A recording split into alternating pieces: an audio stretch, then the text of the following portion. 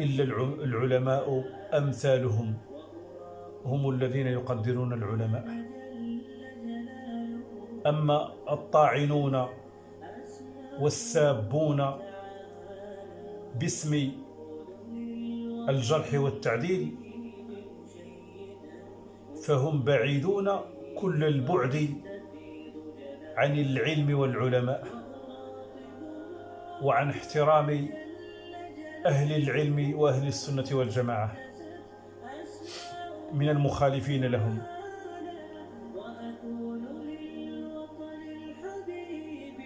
مراجع العلماء كلهم لهم أخطاء فرحمهم الله عز وجل، والله عز وجل يعفو عن أخطائهم.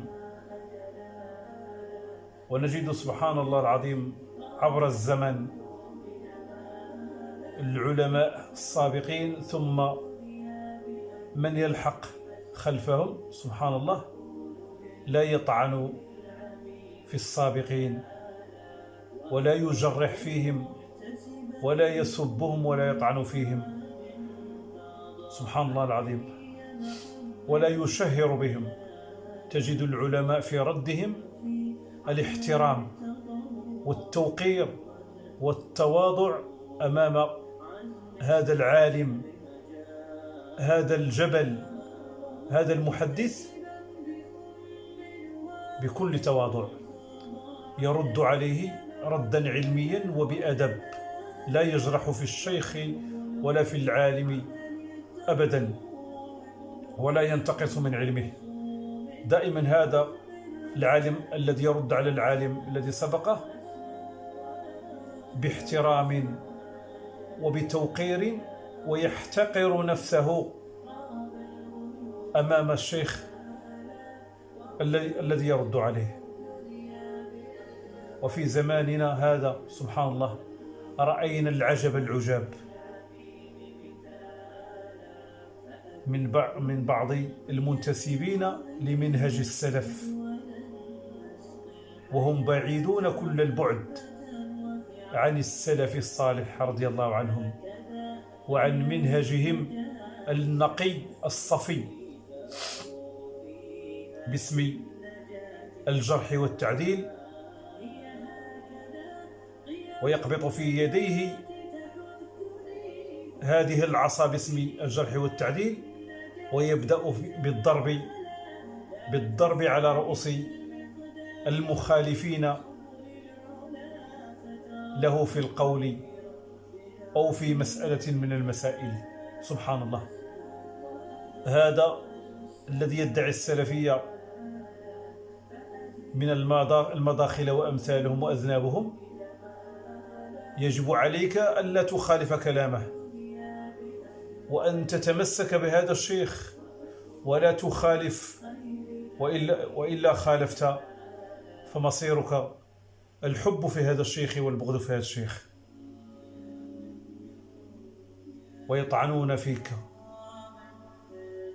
بكثير من الطعون والمسبات واللعن والقذف بشتى الكلام الساقط والوضيع الذي لا يحترم سبحان الله أخلاق المسلمين والله.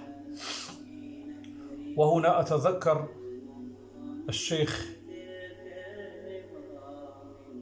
أبي قتادة الفلسطيني حفظه الله عز وجل حين تكلم عن الشيخ الألباني رحمه الله، وهو يخالفه في كثير من الأمور في مسائل الإيمان والكفر.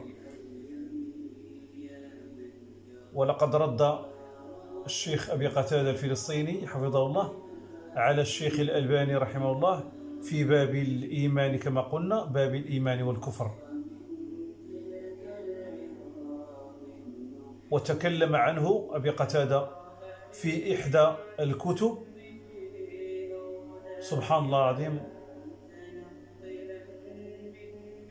تكلم عنه كثيرا وقال في حق الشيخ الألباني رحمه الله: هذا الشيخ لم يركن إلى الذين ظلموا أبدا، وبقي وبقي وبقي مسافرا من بلد إلى بلد. هكذا هو الشيخ الألباني رحمه الله تعالى، وجزاه الله عنا وعن المسلمين خيرا. ونسأل الله عز وجل أن يجمعنا بهذا الشيخ في جنات النعيم. والله كم من أحب هذا الشيخ، وأحببت كثيرا أن ألتقيه مباشرة، ولكن قدر الله وما شاء فعل. والحمد لله رب العالمين، وصلى الله وسلم وبارك على نبينا محمد وعلى آله وصحابته أجمعين.